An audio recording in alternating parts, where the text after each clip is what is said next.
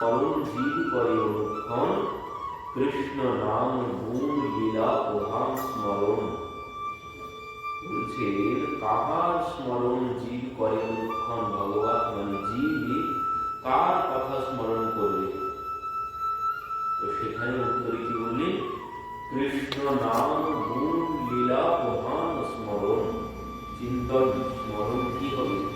সেটা একমাত্র ভগবানের নাম, ভগবানের লীলা, ভগবানের গুণের কথাই চিন্তন সর্বক্ষণ। আমরা তো পারি না, আমরা সবসময় আমাদের মনের মধ্যে সংসার বসে আছে, না চাইলেও সংসারের চিন্তা হবে, না চাইলেও অবচেতন মনে সংসারের চিন্তাই হবে, ঘুমিয়ে থেকেও মানুষ সংসারেরই চিন্তা করে। কিন্তু বলছেন ওই চিন্তায় কোনো লাভ হবে না, ওতে কোনো লাভ নেই, ওতে আরো ক্ষতি হবে। কি বলছেন? যে সংসারের চিন্তনে চিত্তরূপী দর্পণ মলিন হবে, মনের ময়লা আরো বেশি করে পড়বে। তো এই জন্যে বলছেন যে প্রথম প্রশ্ন মঙ্গল সাধু সঙ্গ, দ্বিতীয় প্রশ্ন যে জীব কি কার স্মরণ করবে? তো সেখানে ভগবানের নাম স্মরণ, ভগবানের লীলা কথা স্মরণ করতে হবে। তো তার জন্য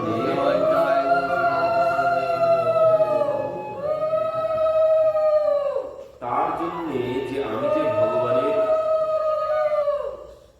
লীলা কথা স্মরণ করব, তার জন্য আমি শ্রবণ, ওই জন্যই আগে প্রশ্ন যে শ্রেয় মধ্যে কোন শ্রেয় জীবের হয়?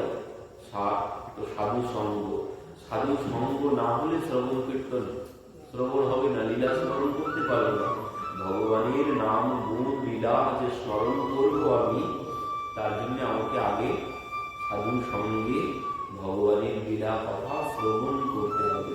তো এই জন্যে শ্রবণের মহিমা, সাধু সঙ্গের মহিমা, সাধু সঙ্গের মহিমা বলে শেষ করা সম্ভব নয়। আমরা গত প্রসঙ্গে শ্রবণ করছিলাম সাধু সঙ্গের মহিমা। সেই নরসিংহজি সাধু সঙ্গের মহিমা বলছেন, সাধু সঙ্গের মহিমা বলছেন। নরসিংহজি বলছেন নিজের ছেলেকে সাধু সঙ্গের মহিমা শ্রবণ করাচ্ছেন। কি বলছে? সন্তান কে সঙ্গ লাগে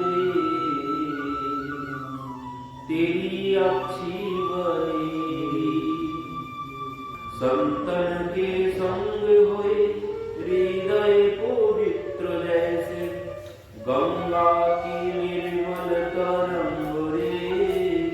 मुझे संतन के संग होए हृदय पवित्र जैसे गंगा की निर्मल तरंग रे। साधु संगेर महिमा, साधु संगे की হবে? মন গঙ্গা জলের মতো পরিষ্কার হবে।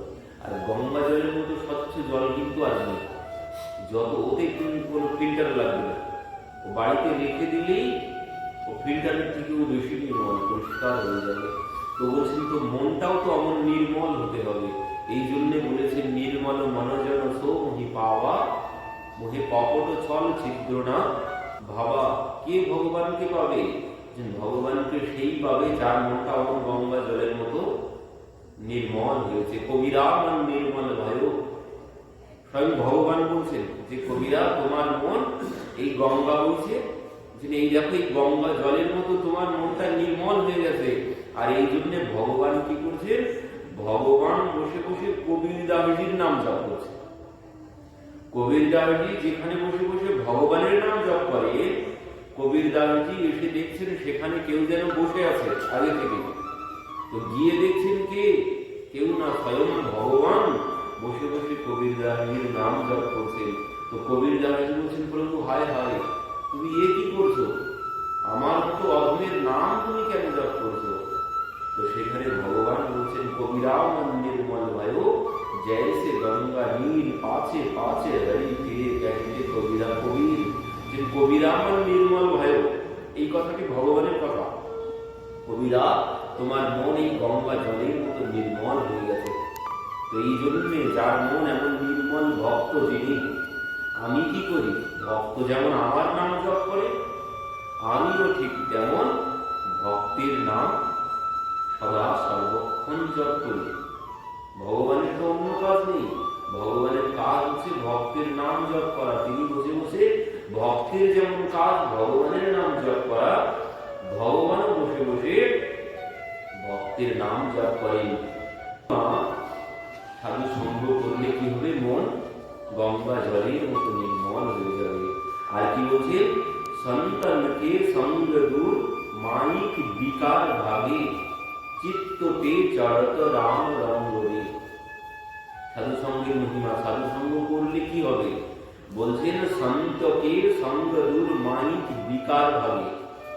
মাইক বিকার মানে কি, মাইক জগৎ, এই জগতের বিকার, জাগতিক বিকার, সংসারের যে বিকার, যে মায়া মোহ, এই মায়া মোহ দূর হবে একমাত্র সাধু সঙ্গে।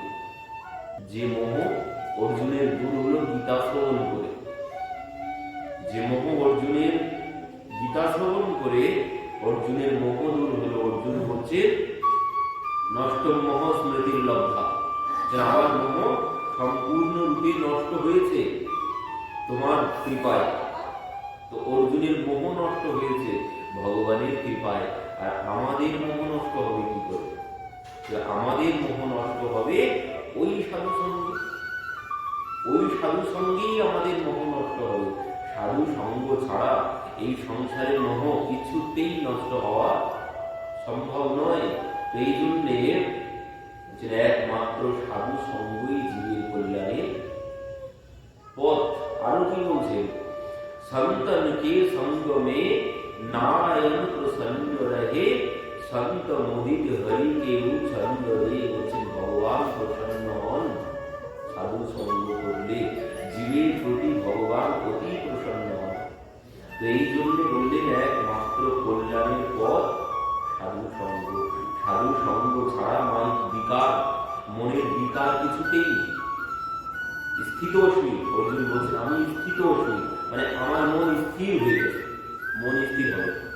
সাধু সঙ্গ ছাড়া, ভগবানের কথা শ্রবণ ছাড়া মন কোনোদিন স্থির হবে না। আর বলতে পারবো না যে করিষ্যে বচনম তব।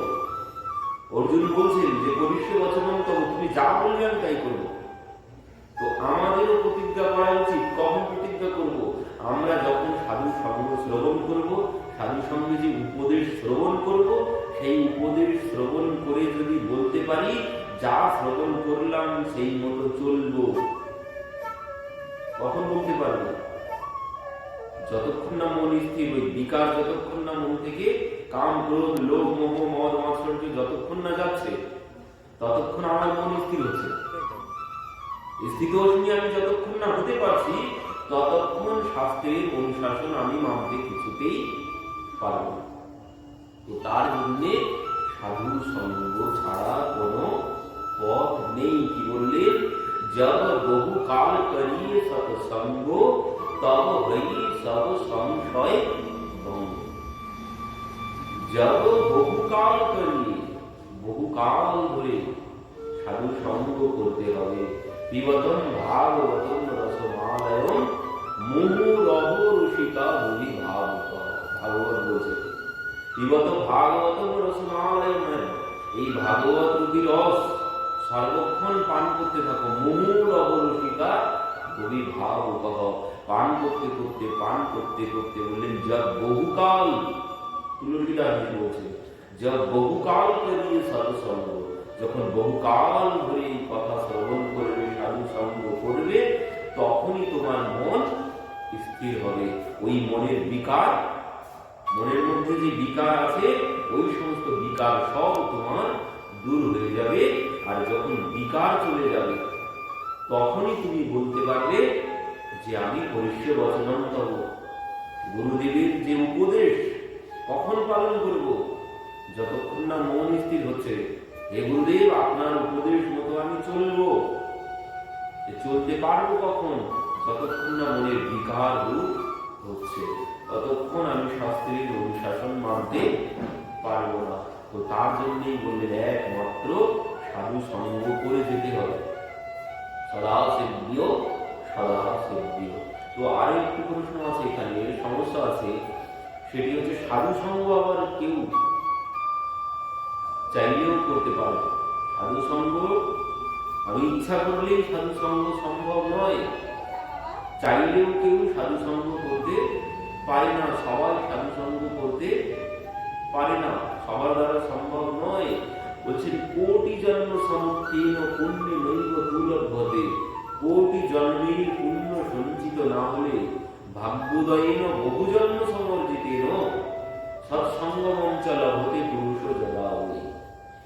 জীবের ভাগ্যের উদয় হতে বহু জন্ম লেগে যায়, আর সেই ভাগ্যের উদয় না হলে সে কোনোদিন সাধু সঙ্গ করতে পারে না। চাইলেই এখানে এসে বসা সম্ভব নয়। ভাগ্যোদয়েন বহু জন্ম সমর্জিতেন, ভাগবতী বলছে জীবের ভাগ্যের উদয় হতে বহু জন্ম লেগে যায়। ভাগ্যোদয়েন বহু জন্ম সমর্জিতেন সৎসঙ্গ মঞ্চ লভতে পুরুষ যদা বই। বহু জন্মের পুণ্যের ফলে যদি কেউ সাধু সঙ্গ করতে পারে, ভাগ্যোদয়েন বহু জন্ম সমর্জিতেন সৎসঙ্গ মঞ্চ লভতে পুরুষ যদা বই। এবারে মহিমা, পরবর্তীতে বলছেন মহিমা কি হবে, অজ্ঞান হেতুকৃত মোহ মদান্ধকার না সংবিধায় হি তদোদয়তে বিবেকঃ।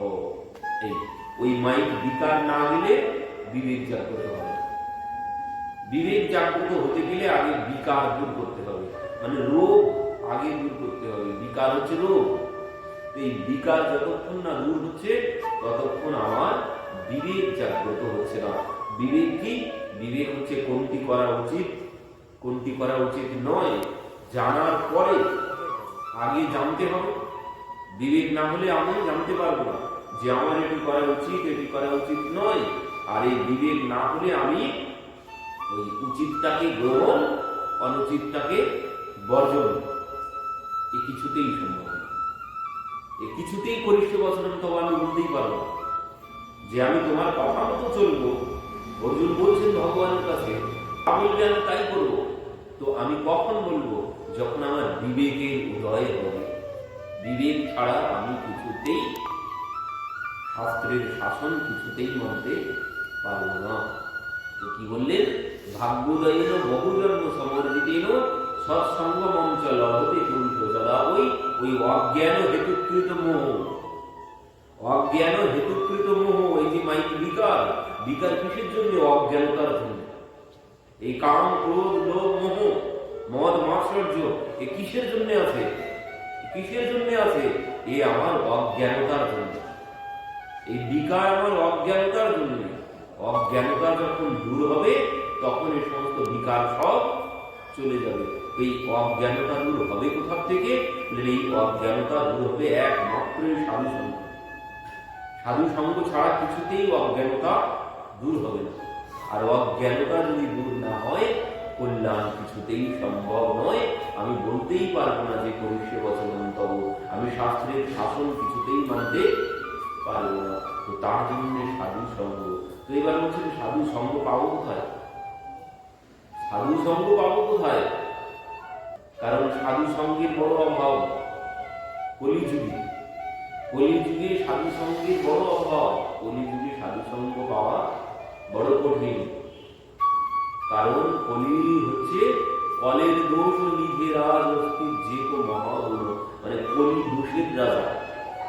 কলি দোষের রাজা। বর্তমান কলিযুগে দোষ নেই, কেউ বলতে পারবে না যে আমার মধ্যে কোনো দোষ নেই, আমি কোনো দোষ কোনোদিন করিনি। এ কথা কারোর দ্বারা বলা সম্ভব নয়। এই কলিযুগ, কলিযুগে বলা বড় কঠিন, কারণ এর দোষের যুগ। এখানে দোষের রাজা কলি, দোষ থাকবেই, একটু না একটু দোষ থাকবেই। নির্দোষ পাওয়া বড় কঠিন। তো বলছেন তাহলে সাধু সঙ্গ কি করে হবে? সাধু সঙ্গ কলিযুগে সাধু সঙ্গ আবার সব থেকে ভালো আছে।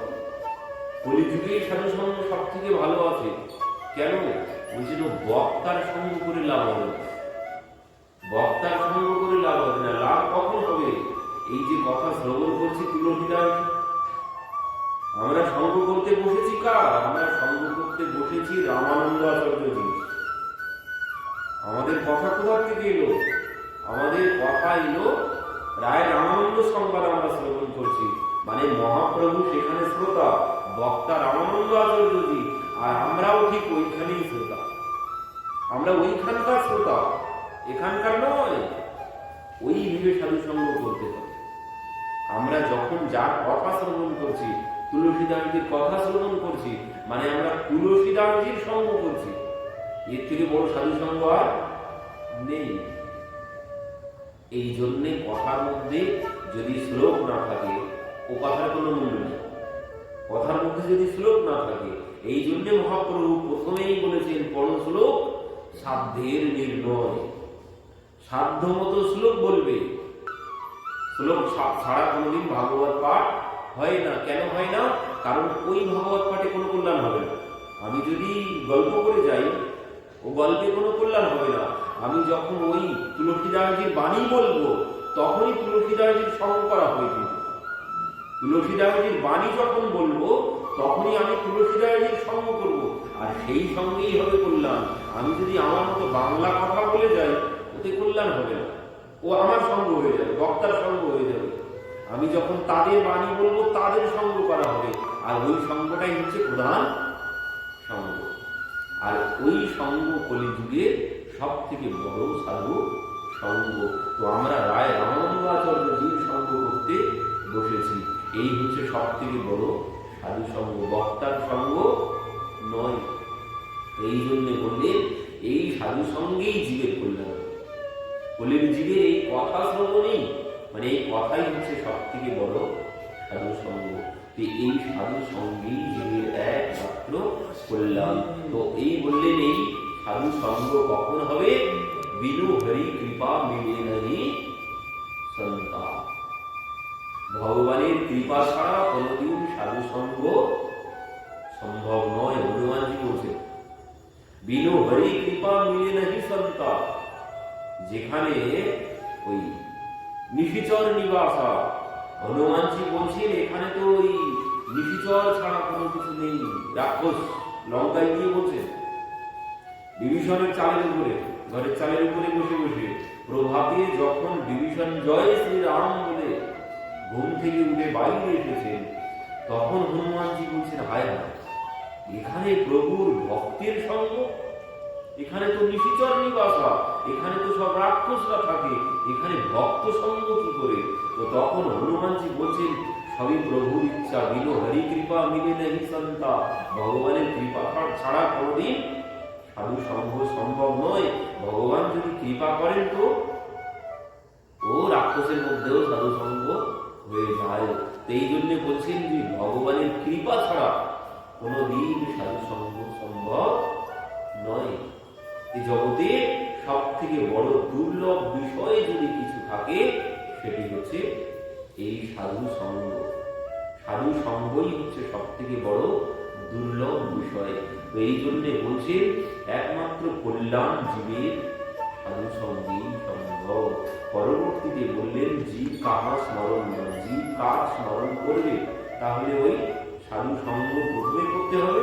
এবার সাধু সঙ্গে যে কথা শ্রবণ করলাম, ভগবানের লীলা কথা, নাম, গুণ, চিন্তা, এই হচ্ছে জীবের একমাত্র কর্তব্য। সংসারের কথা চিন্তন করে কোনো লাভ হবে না, ওতে চিত্ত আরো বেশি করে মলিন হবে। কিন্তু দুর্ভাগ্যের বিষয়, ও ভগবানের চিন্তা মনে করে আনতে হয়, কিন্তু সংসারের চিন্তা ও চিন্তা করতে হয় না, এমনিতেই চিন্তা হবে, এমনিতেই চিন্তা হবে। আমি না করলেও চিন্তা হবে, না করলেও মনের মধ্যে খুঁজে দেখবেন ও সংসারের একটা না একটা চিন্তা হচ্ছেই হচ্ছে, ও আছেই আছে। তো ঠিক ওইটাকে সরিয়ে ভগবানের চিন্তন জানে ওইভাবে হয়, তখনই হবে কল্যাণ। মালা কি জন্য করছি? মালা করার হেতু কি? আমরা মালা একটা হাতে করে ভার বহন করছি কিসের জন্য? মানে ওই একটা বোঝা না থাকলে মন অন্যদিকে চলে যাবে। হাতে যদি কোনো সাধন না থাকে, মন সংসারের দিকে চলে যাবে। এই জন্য হাতে করে করে আস্তে আস্তে মনে রেখে নামটা বসাতে হবে মনের মধ্যে। এর উদ্দেশ্য সফল কখন হবে? এই মালা সারা জীবন করে গেলাম মানে কি উদ্দেশ্য সফল হলো না। মালা করার সফলতা কখন আসবে? যখন ওই নাম জপ করতে করতে অটোমেটিক মনের মধ্যে এসে যাবে, আর মালার কোনো সাধনের কোনো প্রয়োজন হবে না। কোনো সাধনের যখন প্রয়োজন হবে না, মনের মধ্যে অটোমেটিক সংসারের আর কোনো চিন্তা আসছে না, মনের মধ্যে অটোমেটিক নাম জপ চলছে, নিদ্রার মধ্যেও নাম জপ করেন এমন এমন মহাত্মা আছেন। তো এই হচ্ছে নাম জপের, এই মালা জপের ফল, এটাই হচ্ছে মালা জপের ফল। যখন দেখবো যে আর আমার কোনো কিছু লাগছে না, মন অন্য কোনো চিন্তনে বসছে না, সর্বক্ষণ মনের মধ্যে ভগবানের নাম জপ চলছেই, সেটি হচ্ছে সফলতা নাম জপের। তো এই জন্যে বলছেন যে ভগবানের চিন্তন, ভগবানের নাম গুণ ছাড়া কল্যাণ মানে মন কিছুতেই পরিষ্কার হবে না, বিকার কিছুতেই দূর, মাইক বিকার কিছুতেই দূর হবে না। ওই জন্যে আমাদের মাতা দেবহূতি কপিল ভগবানকে বলেছিলেন নির্বিণ্যানিতরং ভগবান অসৎ ইন্দ্রিয় দর্শনাৎ এন সম্ভাব্য মানেন প্রপন্নন্দম তম প্রভু। বলছেন আমার মনটা সর্বক্ষণ ওই অসৎ ইন্দ্রিয়, ইন্দ্রিয়গুলো সব অসৎ দিকে, ভালো দিকে কেউ যেতে চায় না।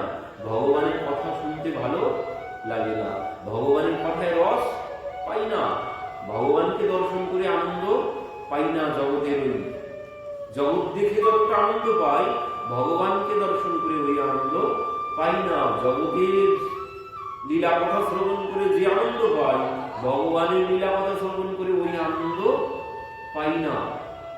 তো এর উত্তরে কি বললেন? বললেন মা ইন্দ্রিয়গুলো সব অসুস্থ, ইন্দ্রিয়গুলো অসুস্থ, উচিত ছিল ভগবানের কথা শ্রবণ করে আনন্দ পাওয়া, কিন্তু ভগবানের কথা শ্রবণ করে আনন্দ পাই না। কেউ কেউ আছে ভগবানের কথা বলে আরো সেখান থেকে উঠে চলে যায়।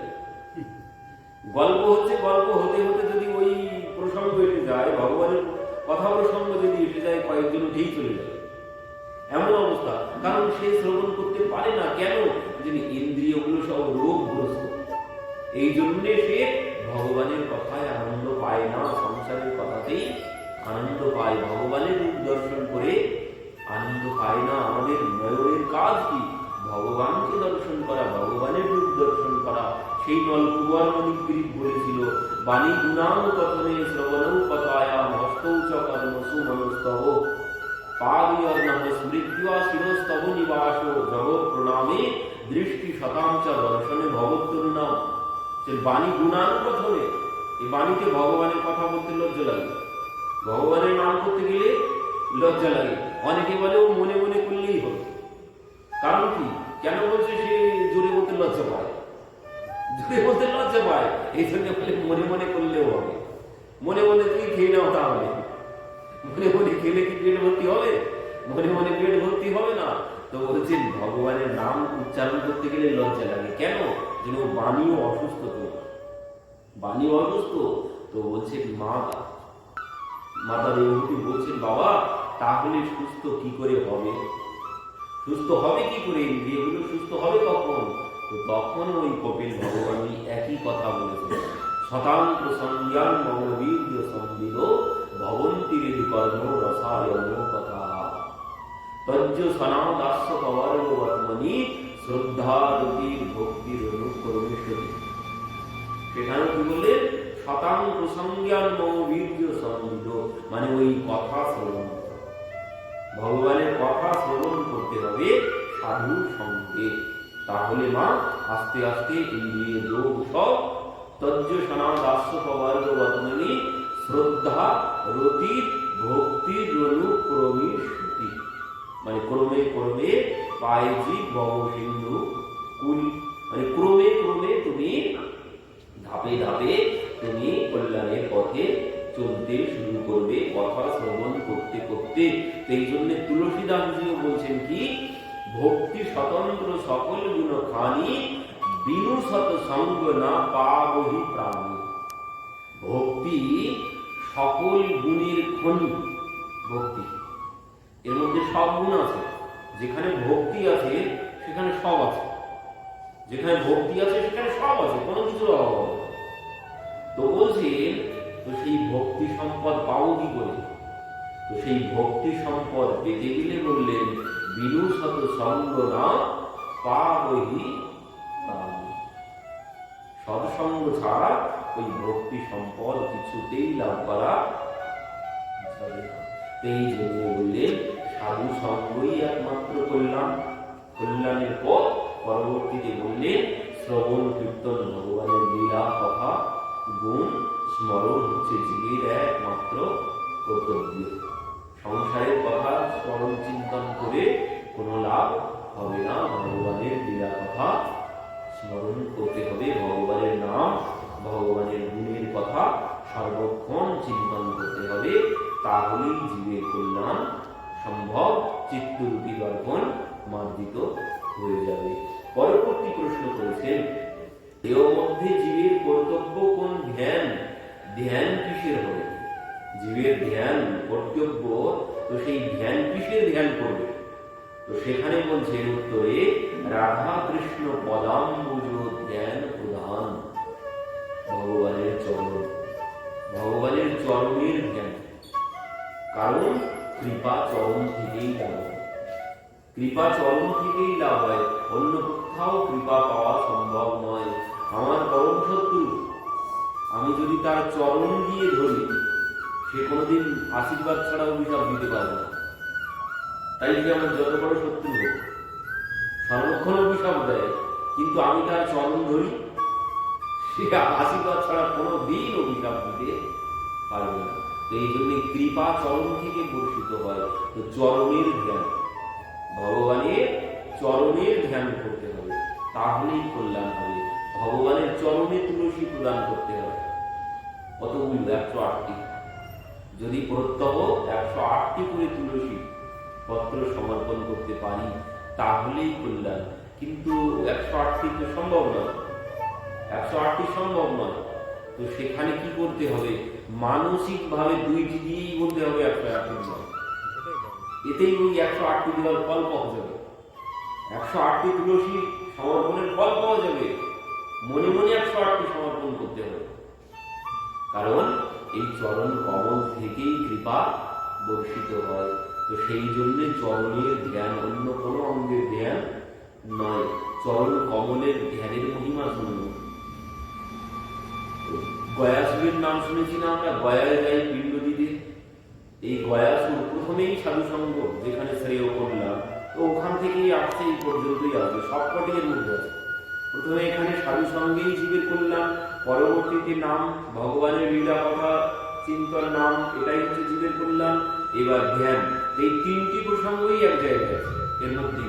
এই গয়াসুর সে সাধু সঙ্গ করেছিল, সাধু সঙ্গে শ্রবণ করেছিল ভগবানের নাম করতে হবে বা ধ্যান করতে হবে, যা উপাসনা করব নিষ্কাম ভাবে করতে। যা কিছু করবো আমি ভগবানের নাম যদি করি, ভগবানের সেবা যদি করি, যা কিছু করব নিষ্কাম ভাবে করতে।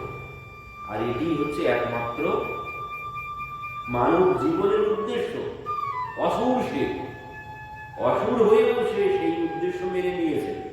তো নিয়ে সে ভগবানের সাধনা করতেই, নাম জপ করতে শুরু করেছে নিষ্কাম ভাবে, মনে কোনো কামনা সে রাখেনি। আর নিষ্কাম ভাবে ভগবানের ভজন সাধন করলে কি হয়? নিষ্কাম ভাবে যদি ভজন সাধন করি, আমার অঙ্গীর দিব্য জ্যোতি প্রভাব শক্তি সবকিছু বাড়তে শুরু করবে। যদি নিষ্কাম ভাবে ভগবানের নাম করি, ভগবানের ধ্যান করি, যে কোনো উপাসনা পূজা পাঠ যা কিছু করব যদি নিষ্কাম ভাবে করি, তাহলে নিজের শরীরের দিব্য তেজ বাড়তে থাকবে। আর এই জন্যে তার শরীরে দিব্য শক্তি বাড়তে শুরু করবে। এমনিতেই অসুখ, সে নিষ্কাম ভাবে ভগবানের নাম করতে শুরু করেছে। এই জন্যে তার শরীর মানে জ্যোতি সম্পন্ন হতে শুরু করেছে, শক্তি সম্পন্ন হতে শুরু করেছে। আর কামনা নিয়ে ভজন সাধন করলে কি হয়? কামনা নিয়ে ভজন সাধন করলে লিক হয়ে বেরিয়ে গেল, যেটুকু ভজন সাধন করলাম ও সব খরচ হয়ে গেল।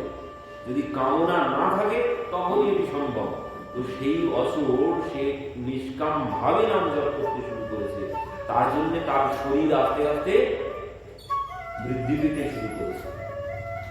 এবার তার যখন প্রভাব বাড়তে শুরু করেছে ভগবানের জ্ঞানে নামে, এবার কি হয়েছে, দেবতারা সব ভয় পেয়ে গেছে।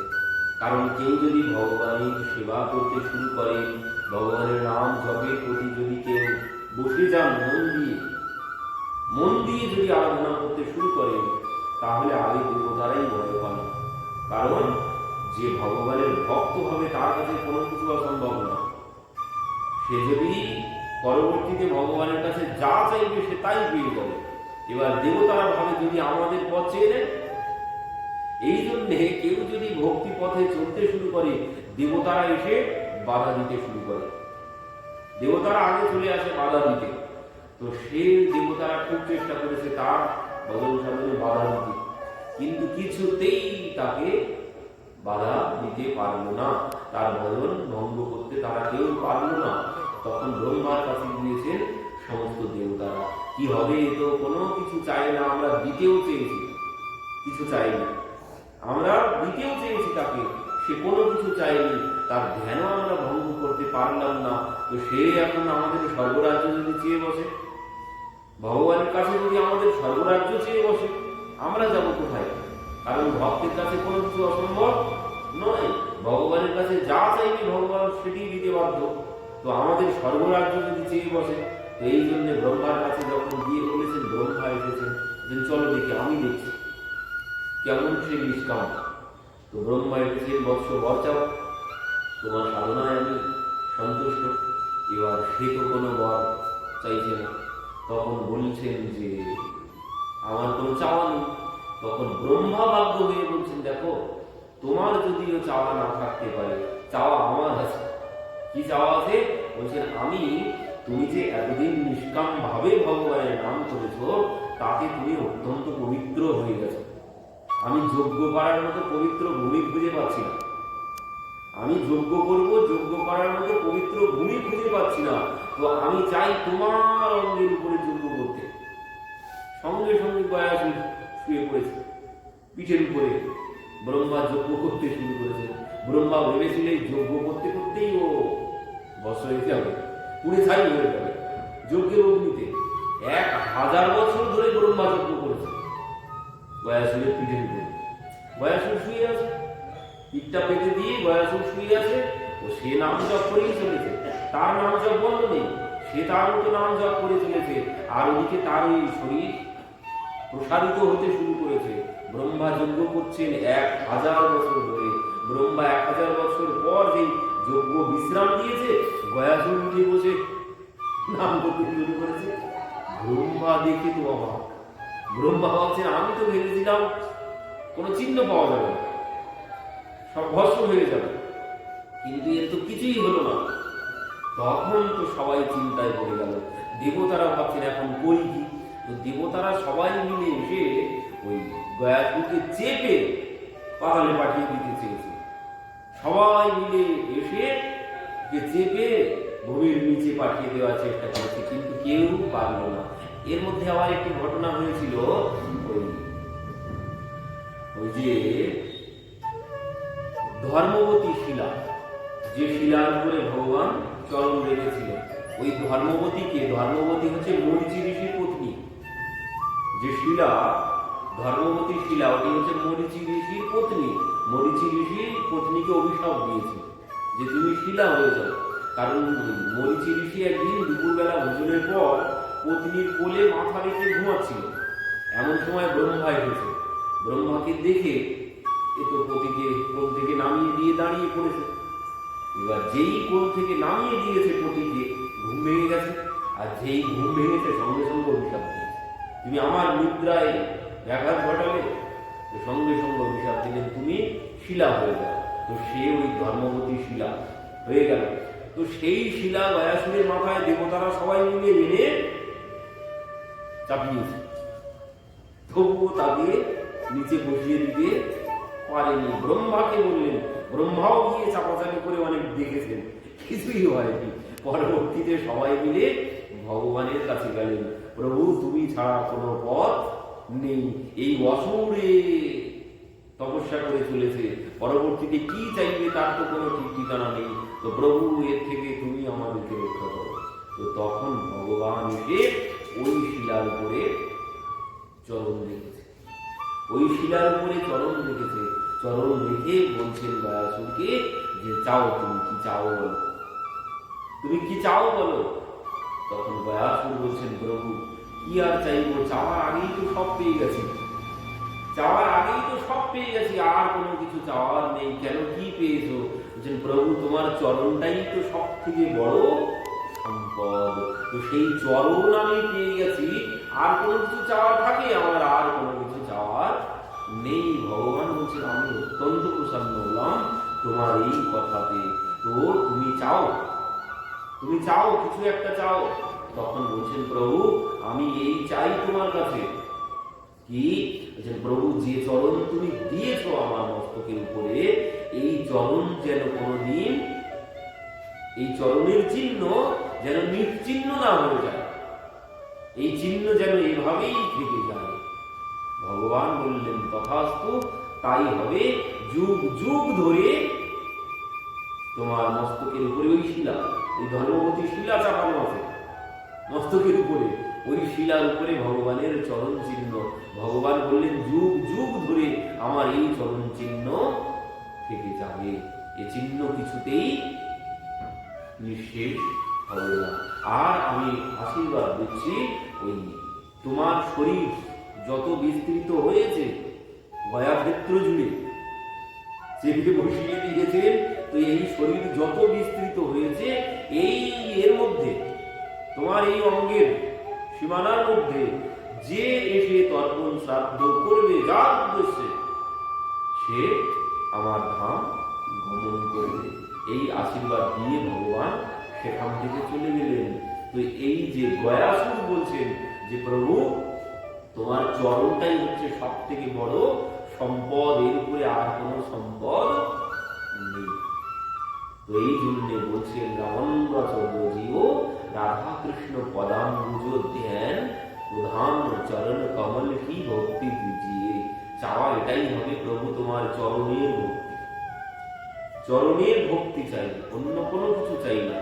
এই জন্য বলছেন যে চরণ কমলের ধ্যানই হচ্ছে প্রধান। পরবর্তীতে বলছেন, সর্বত্যাগী জীবের কর্তব্য কামাবাস।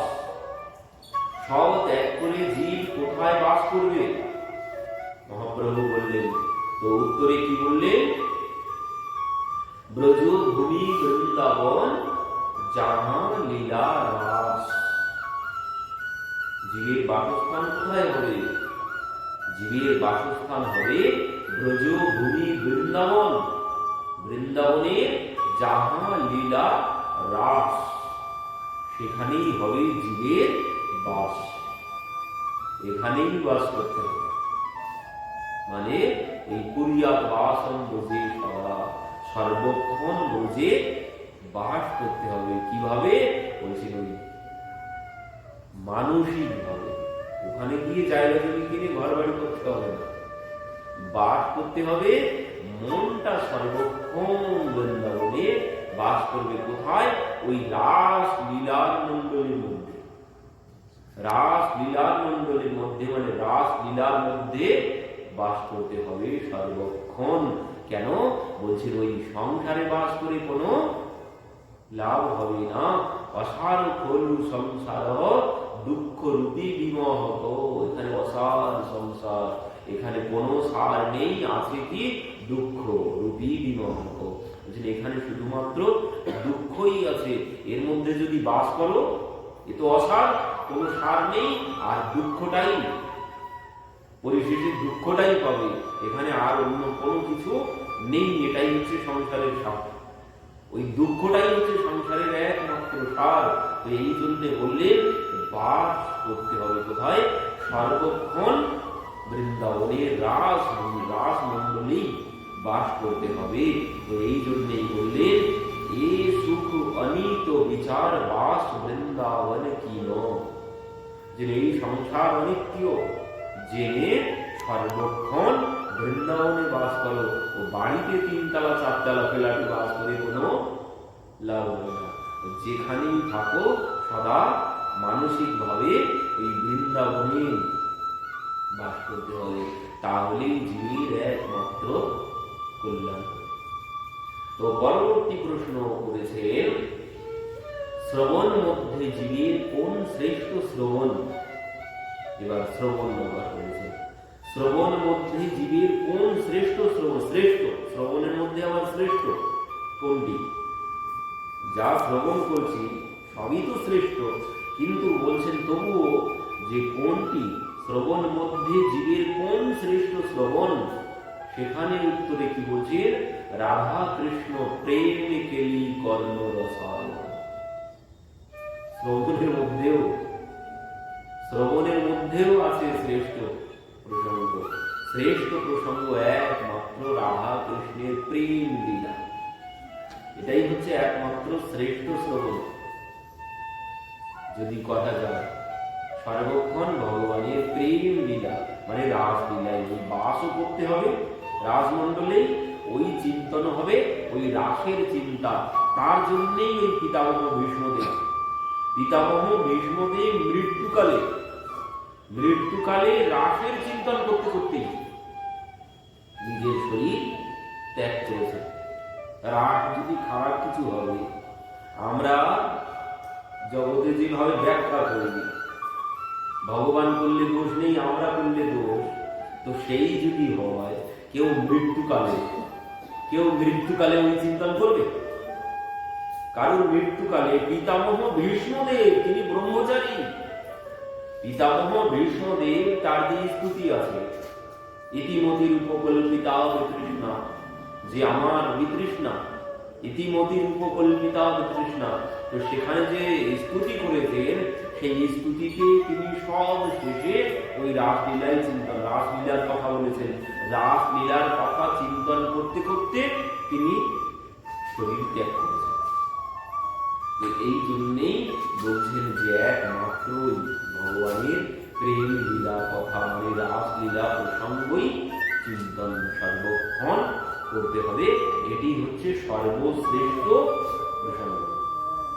মানে যত কিছু প্রসঙ্গ আছে তার মধ্যে শ্রেষ্ঠ প্রসঙ্গ ভগবানের প্রেম লীলা প্রসঙ্গ। পরবর্তী প্রশ্ন কি করেছেন? উপাস্যের মধ্যে কোন উপাস্য প্রধান? শ্রেষ্ঠ উপাস্য যুগল রাধা কৃষ্ণ নাম। উপাস্যের মধ্যে কোন উপাস্য প্রধান? কি বললেন? উপাস্যের মধ্যে কোন উপাস্য প্রধান? শ্রেষ্ঠ উপাস্য যুগল রাধা কৃষ্ণ নাম। উপাসনা কার উপাসনা করো? উপাসনা যুগল রাধা কৃষ্ণ নাম। যুগল রাধা কৃষ্ণ নাম কোথায়? ওই যে 16 নাম 32 অক্ষর। হরে কৃষ্ণ কৃষ্ণ কৃষ্ণ হরে হরে, হরে রাম রাম রাম হরে হরে। একই এই যুগল রাধা কৃষ্ণ নামই, এর মধ্যে কিন্তু অন্য কোনো কিছু নেই। একবার রাধা আছে, একবার কৃষ্ণ আছে, হয়তো 2বার কৃষ্ণ আছে তো 2বার রাধা আছে, আর কিন্তু অন্য কোনো কিছু নেই। ওই যে রাধে কৃষ্ণ কৃষ্ণ কৃষ্ণ রাধে রাধে, রাধে শ্যাম শ্যাম শ্যাম রাধে রাধে, রাধে কৃষ্ণ কৃষ্ণ কৃষ্ণ রাধে রাধে, রাধে শ্যাম শ্যাম শ্যাম রাধে রাধে। এই সহজটা মানে পরিষ্কার বোঝা যাচ্ছে এখানে রাধে কৃষ্ণ ওই রাধা কৃষ্ণ ছাড়া অন্য কোনো নাম নেই। হরে কৃষ্ণ মানে রাধে কৃষ্ণ। হরে মানে রাধা, কৃষ্ণ মানে কৃষ্ণ, ওই রাধে কৃষ্ণ। তো হরে কৃষ্ণ কৃষ্ণ কৃষ্ণ হরে হরে, ওই রাধে কৃষ্ণ ছাড়া অন্য কিছু নেই। এবার হরে রাম অনেকে ভাবে হয়তো রাম, অনেকে ভাবে রাম, অনেক ভাবে ব্যাখ্যা করেন। এখানে কোনো রাম নেই, ও রামটাও রাধা। এখানে যে রাম শব্দ বসেছে, রময়তি ইতি রাম, ভগবান যেখানে রমণ করেন সেটি রাম মানে রাধা। এখানে তো রাধা কৃষ্ণ ছাড়া এর মধ্যে কিন্তু কোনো শব্দ নেই, আর অন্য কোনো নাম নেই।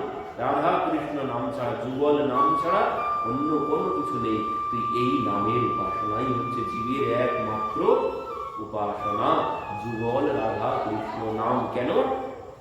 একবার তুলসীদাসজি সর্বক্ষণ রাম রাম রাম রাম রাম রাম রাম রাম, একদম অটোমেটিক তুলসীদাসজি নাম করতেন, সর্বক্ষণ অটোমেটিক রাম রাম রাম রাম রাম রাম নাম করতে করতে কি হয়েছে, তুলসীদাসজি একদম কঙ্কাল সার হয়ে গেছে ভগবানের নাম করতে করতে। তো একদিন প্রভু হনুমানজিকে বলছেন, হনুমানজি তুমি যাও কোথায়? তুলসীর কাছে যাও। কেন? যে তুলসীর বড় শরীরের অবস্থা খুব খারাপ হয়ে গেছে, তুলসীর শরীরের অবস্থা খারাপ হয়ে গেছে। তো প্রভু আমি গিয়ে কি করবো? তুমি তাকে গিয়ে সুস্থ করে আসবে। কিভাবে সুস্থ করবো? বলছে তুমি তাকে গিয়ে বলবে যে ওই যে শুধু রাম রাম রাম রাম রাম রাম রাম রাম নাম জপ করছে, ওই নাম না করে সীতারাম সীতারাম সীতারাম সীতারাম বা শ্রীরাম শ্রীরাম শ্রীরাম জপ করতে, খালি রাম যেন সে জপ না করে। খালি রাম বলে কোনো লাভ হবে না। এই জন্য রামানন্দ আচার্যজিও বলেছিলেন যুগল রাধাকৃষ্ণ নাম।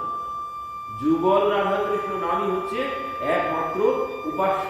তো পরবর্তীতে কি হলো, তুলসীদাসজি আর রাম নাম বলেন না, হয় সীতারাম বলেন, না হয় শ্রীরাম বলেন। শ্রীরাম মানেই সীতারাম। তো সীতারাম সীতারাম সীতারাম এবার থেকে যুগল ছাড়া তিনি খালি রাম বলেন না। তো এবার যেই যুগল উপাসনা করতে শুরু করেছে তুলসীদাসজি, কি হলো, পুনরায় কোনো কিছু খেতে হয় না। আমাদের যেমন বলবো এই খেতে হবে সেই খেতে হবে, না হলে শরীর ভালো হবে না, কিন্তু না, তুলসীদাসজি ওই যুগল নামের যেই উপাসনা করতে শুরু করেছেন, তুলসীদাসজি পুনরায় শরীর একদম ফিট। কোনো কিছু জগতের ওই সব ডাক্তার যা বলে আপনার এই না খেলে ওই না খেলে শরীর সুস্থ হবে, কিন্তু কোনো কিছু খেতে হয়নি। ওই রাম নাম মানে ভগবানের যুগল নামের উপাসনাতেই সম্পূর্ণরূপে তুলসীদাসজি সুস্থ হয়ে উঠেছেন।